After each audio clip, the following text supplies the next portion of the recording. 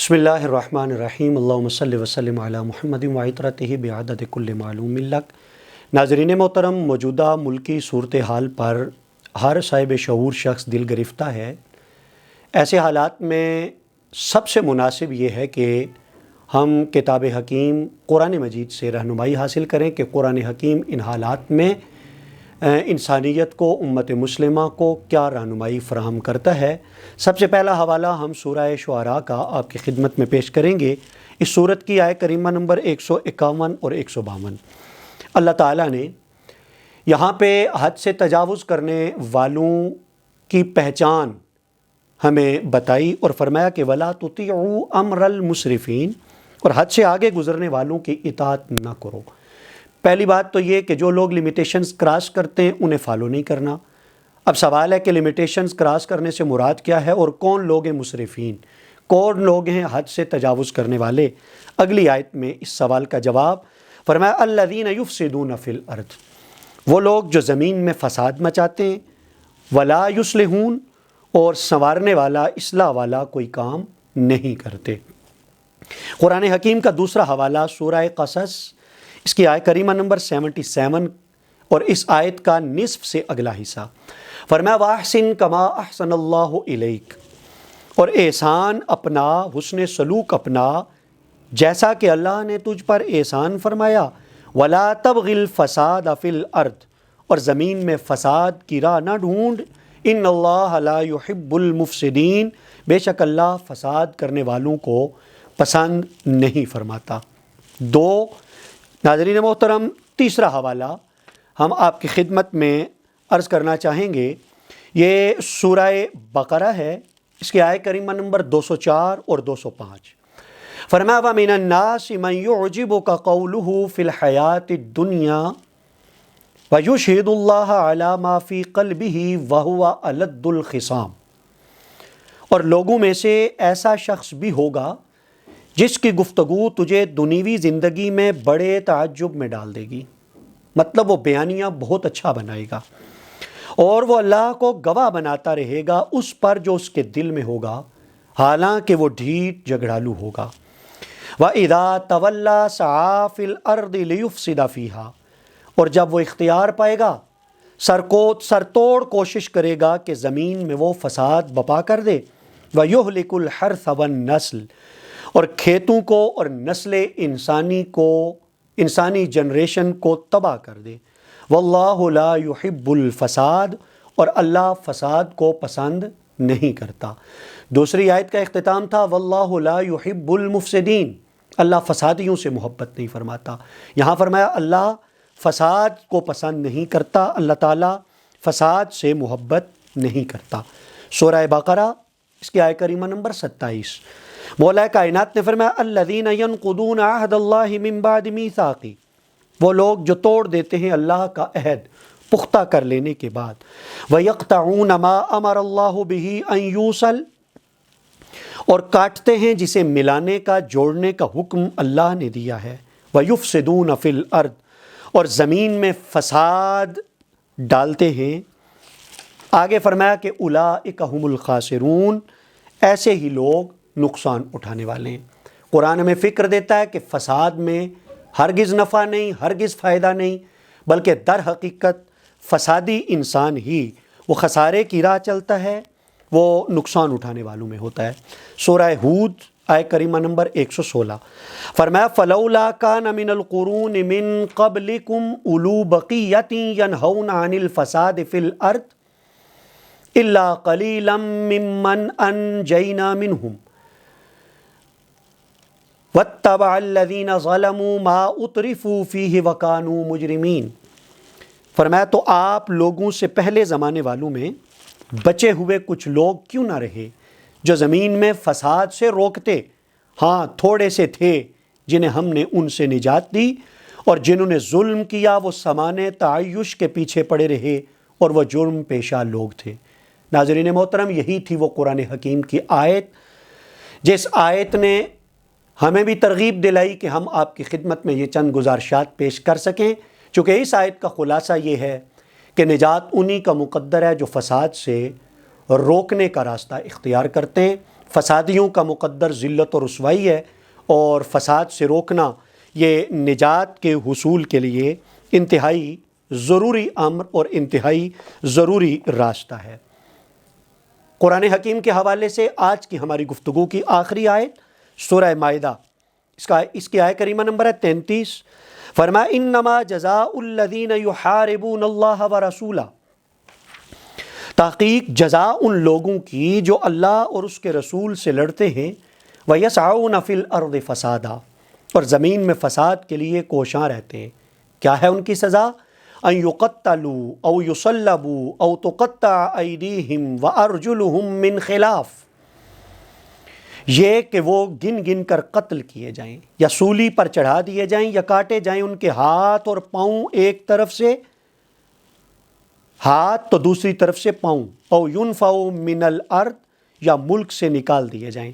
ذالک لہم خزی فی الدنیا، یہ دنیا میں ان کے لیے رسوائی ہے، ولہم فی الآخرۃ عذاب عظیم، اور آخرت میں ان کے لیے عذاب عظیم ہوگا۔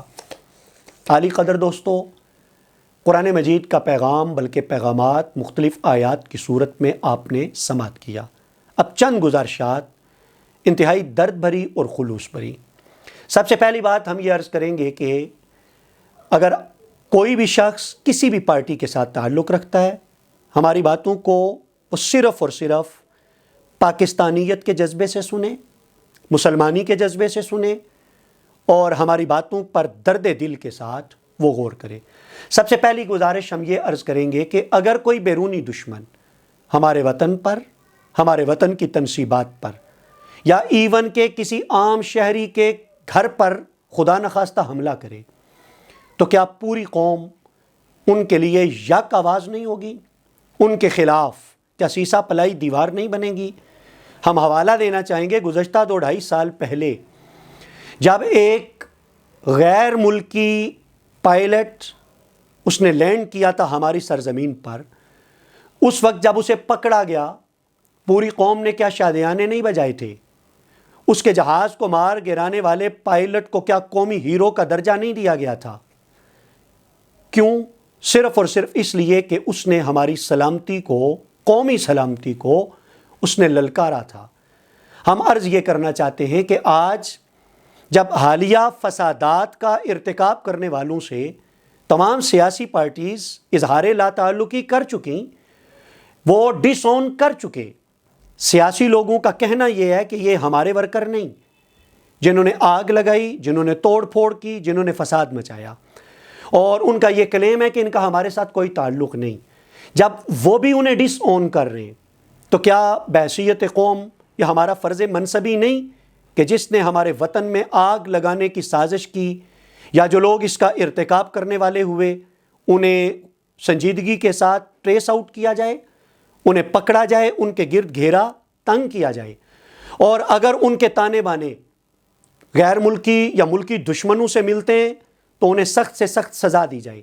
یہاں ہم یہ بھی عرض کرنا چاہیں گے کہ اگر وہ واقعی کسی سیاسی پارٹی کے ساتھ تعلق رکھتے ہیں، وہ پاکستانی ہیں اور وہ ڈی ٹریک ہوئے ہیں اور مس انڈرسٹینڈنگز کا شکار ہیں، انہیں بھی پکڑا جائے۔ یہ ضروری نہیں کہ کڑی سزائیں ہی دی جائیں، اور نہ ہی ہر موقع پر کڑی سزائیں ہی مسائل کا حل ہوتی ہیں۔ درمیانہ راستہ بھی اختیار کیا جا سکتا ہے۔ ماہرین نفسیات کی ڈیوٹی لگائی جائے، وہ ان کی کونسلنگ کریں، وہ ان کے ذہن سے غلط فہمیاں نکالیں۔ جو زہر کسی نے اگر بھر دیا ہے تو اس زہر کو حب وطنی کے شہد سے بدلنے کی کوشش کی جائے، اور وطن کی محبت کا جذبہ ان کے اندر پیدا کرنے کی کوشش کی جائے۔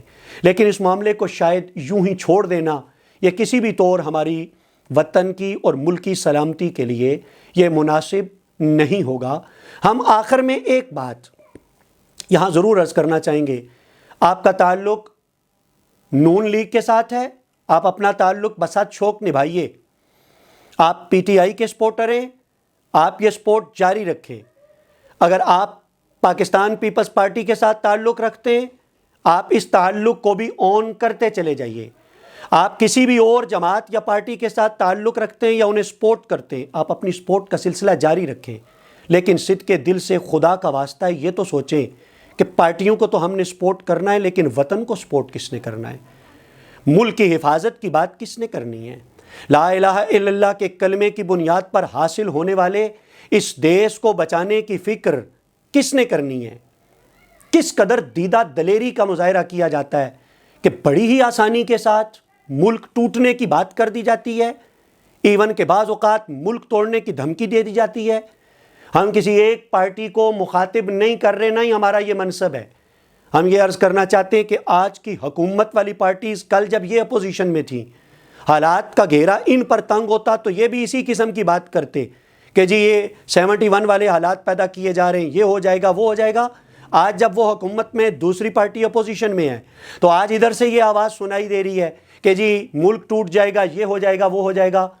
تمہیں واسطہ ہے تمہارے ضمیر کا، تمہیں قسم ہے تمہارے اس شعور کی، اگر تمہارے اندر وہ ضمیر زندہ ہے، شعور سلامت ہے، کہ ملک توڑنے کی بات تو نہ کرو، اتنی آسانی کے ساتھ وطن ٹوٹنے کی بات تو مت کرو، ان دھمکیوں پہ تو مت آؤ۔ دعا یہ کرو ہماری نسلیں بیتتی جائیں گی، ہم بھی نہیں رہیں گے، ہماری نسلیں بھی نہیں رہیں گی، لیکن ہم سب کو دعا کرنی چاہیے اللہ صبح قیامت تک ہمارے وطن کو سلامتی عطا فرمائے۔ آج اگر سڑکوں پہ احتجاج ہے تو وطن ہے تو احتجاج ہے۔ آج اگر میں کہوں گا مذہبی حوالے سے بھی کہ اگر مسجدوں سے اذانیں آزادی کے ساتھ گونج رہی ہیں، ہمارا وطن ہے تو اذانیں گونج رہی ہیں۔ میں ملک کا نام نہیں لیتا، لیکن زیارات کے سفر میں ایک غیر ملکی شہری سے میری ملاقات ہوئی۔ انہوں نے کہا جی کہ ہمارے ملک کے اندر جنات، آشیب اور بھوت پریت بہت زیادہ ہیں۔ میں نے کہا جی اس کا سبب؟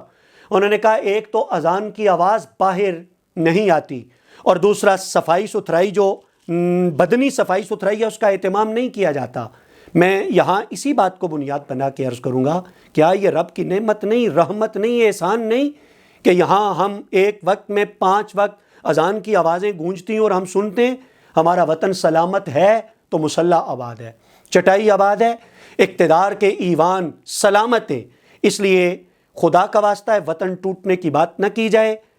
ارباب اختیار، چاہے وہ اسٹیبلشمنٹ کے ساتھ تعلق رکھتے ہیں، چاہے وہ اپوزیشن کے ساتھ تعلق رکھتے ہیں، چاہے وہ حکومت کے ساتھ تعلق رکھتے ہیں، چاہے ان کا تعلق عدلیہ کے ساتھ ہے، یہ موقع ہے کہ سارے مل بیٹھیں اور وطن کی سلامتی کی فکر کرتے ہوئے ایک ایسی پالیسی ترتیب دیں، ایک ایسا لائحہ عمل مرتب کریں کہ ہمارے دشمن ناکام ہو جائیں، خائب و خاسر ہو جائیں، انہیں منہ کی کھانی پڑے، اور ہمارا وطن استحکام اور ترقی کے راستے پر گامزن ہو سکے۔